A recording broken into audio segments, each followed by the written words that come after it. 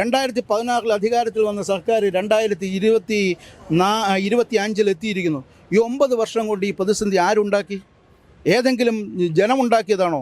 ജീവനക്കാരുണ്ടാക്കിയതാണോ? തൊഴിലാളികൾ ഉണ്ടാക്കിയതാണോ?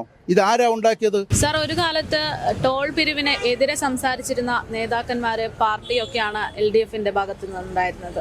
പക്ഷേ അന്ന് അവരെ എതിർത്തിരുന്ന അതേ കാര്യത്തെ ഇന്ന് അവരുടെ ആവശ്യമായി മുന്നിട്ട് വന്നിരിക്കുകയാണ്. കിഫ്ബി വഴി ഉണ്ടാക്കുന്ന റോഡുകളുടെ ഭാഗമായിട്ട് എല്ലാം ഇനി ടോൾ പിരിക്കുമെന്നാണ് സർക്കാർ പറയുന്നത്. അപ്പോൾ ഇതിനോട് എങ്ങനെയാണ് പ്രതികരിക്കുന്നത്?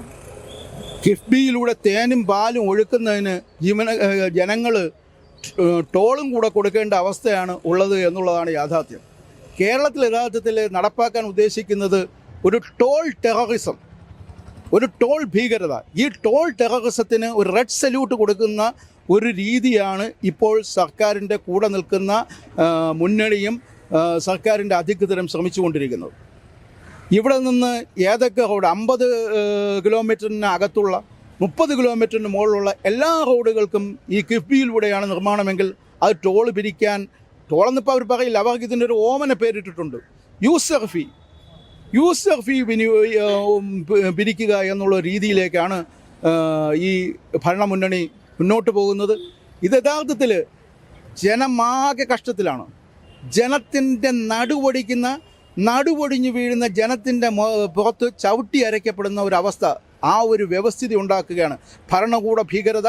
അതിൻ്റെ എല്ലാ സീമകളും ലംഘിച്ച് ജനത്തിൻ്റെ മേൽ റോളർ കണക്ക് കയറ്റി ഇറക്കുക എന്നുള്ള ലക്ഷ്യമാണോ ഇവിടുത്തെ ഭരണാധികാരികൾക്കുള്ളത് എന്ന് നമ്മൾ സംശയിക്കേണ്ടിയിരിക്കുന്നു. ആർദ്രത എന്ന് പറയുന്ന ഒരു വാക്ക്, അത് അനുകമ്പ എന്ന് പറയുന്ന ഒരു പദം, അതുപോലെ തന്നെ ദയാശീലം, ഇതൊന്നും തന്നെ ഭരണാധികാരികൾക്ക് നഷ്ടപ്പെടുകയാണോ? അവൻ്റെ അവസ്ഥയിൽ നിന്നും ജനത്തിൻ്റെ വികാരം ഉൾക്കൊണ്ടുകൊണ്ട് ജനത്തിന് സഞ്ചരിക്കുവാനുള്ള നല്ല റോഡുകൾ ഉണ്ടാക്കുക, നല്ല പാലങ്ങൾ ഉണ്ടാക്കുക, നല്ല അടിസ്ഥാന സൗകര്യങ്ങൾ ഉണ്ടാക്കുക, ഇതിനൊന്നും തന്നെ മസാല ബോണ്ടിറക്കി കിഫ്ബി വഴിയല്ല കേരളത്തിൽ പലപ്പോഴും ഈ ഇത്തരം വികസന പ്രവർത്തനങ്ങൾ നടത്തിയിട്ടുള്ളത്. ഇത് പണ്ട് പൊതുമരാമത്ത് വകുപ്പ് മന്ത്രിയായിരുന്ന ശ്രീ ജി സുധാകരൻ സാർ പറഞ്ഞതുപോലെ, അദ്ദേഹത്തോടെ ഞങ്ങൾക്ക് വ്യക്തിപരമായി അടുപ്പമൊന്നുമില്ല, പക്ഷേ അദ്ദേഹം പറഞ്ഞ പോലെ കിംഫി എന്ന് പറയുന്ന ഒരു ബഗൻ, അതാണ് കേരളത്തിൻ്റെ ബജറ്റിന് സമാന്തരമായിട്ട് കേരള സർക്കാരിൻ്റെ പൈസയും നാട്ടുകാരുടെ നികുതിപ്പണവും ഒക്കെ വിനിയോഗിച്ചുകൊണ്ട് പുതിയ ഒരു വികസന സംസ്കാരമെന്ന് പറഞ്ഞുകൊണ്ട് ജനത്തിൻ്റെ നടുവടിക്കുന്ന ഒരു പരിപാടി യൂസർ ഫീ ഏർപ്പെടുത്തിക്കൊണ്ട് ചെയ്യാൻ പോകുന്നത് എന്നാണ് നമുക്ക് മനസ്സിലാക്കാൻ കഴിയുന്നത്. അത് അത്യന്തം പ്രതിഷേധാർഹമാണ്. ജനങ്ങളെ ഇങ്ങനെയൊന്നും തന്നെ പീഡിപ്പിക്കാനുള്ള ഒരു വസ്തുവല്ല. ഈ വോട്ട് ചെയ്ത് ജയിപ്പിച്ചു എന്നുള്ള ഒരു തെറ്റിന് ഇങ്ങനെ അല്ല ജനത്തോട് പ്രതികാരം വീട്ടേണ്ടത്. ജനത്തിന് എന്തെങ്കിലും കൃത്യമായി അവൻ്റെ ആനുകൂല്യങ്ങളും അവകാശങ്ങളും അവൻ്റെ ജീവിത സൗകര്യങ്ങൾ വർദ്ധിപ്പിക്കാനുള്ള നടപടികളുമാണ് സ്വീകരിക്കേണ്ടത്.